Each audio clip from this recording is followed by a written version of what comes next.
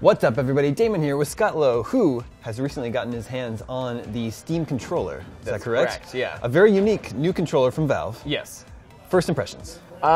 It's interesting. So, I mean, just to preface, this was a 3D printed prototype, like hand glued, yeah. it was very rough around the edges. Is this what the people that get into the beta program are yeah, get to play with? So we press them on that. So basically, they're going to get a more refined version of this. Not quite the one you see here, the prototype with like the touchscreen and stuff, but like a very kind of crude, wired prototype. Okay. Yeah. So it has these touch pads. Yeah. How do they feel?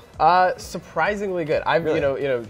Controller design has not changed drastically much Sure. over the last decade, but this is introducing some pretty crazy ideas.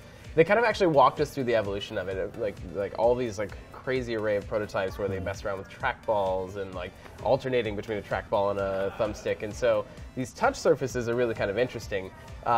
One of the craziest things about the design is that the handles are kind of raised a little bit, and when you look at it from afar, you're like, this is kind of weird. What's that all about?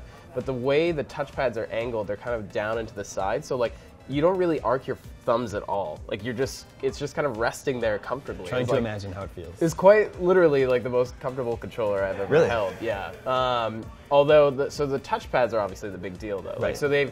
It's actually like a button, like a 4-way D-pad kind of thing, underneath that surface. So you can actually use it in that sense, but it has these ridges on it so you can feel where you are. And then there's even an actuator underneath that to kind of create a rumble effect as you move your thumb around.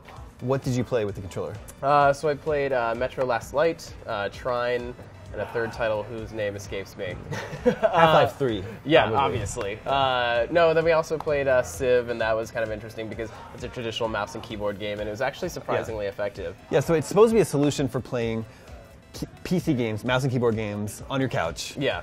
Do you get a sense that it's succeeding at that? Yeah, so I mean, I think it's easy to look at a controller and be like, oh, obviously they're just going to kind of riff on the gamepad concept, but it's more aptly an extension of your mouse and keyboard than it is really a controller, because there are paddles under the grips, there are multiple triggers and shoulder buttons, there's the center buttons in the middle, and the final version will be a touchscreen that you can program and will refresh over time.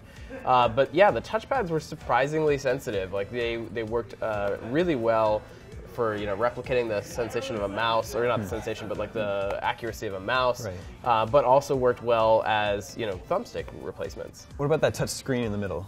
So that wasn't available. They had the prototype versions have 4 buttons on there, and that was actually the most challenging thing. I kind of assumed that the trackpads would be the hardest thing for me to master, but really what it was, those were actually really, really natural. But really what it was just figure out the mapping of the buttons, because there's so many buttons. Sure.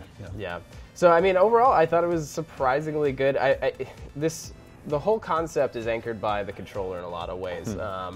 With SteamOS, every system that's branded like a SteamOS box or a Steam machine will come with the controller, and that's mandatory. They haven't talked about pricing for the controller, but they said that they were going to be competitive. Yeah.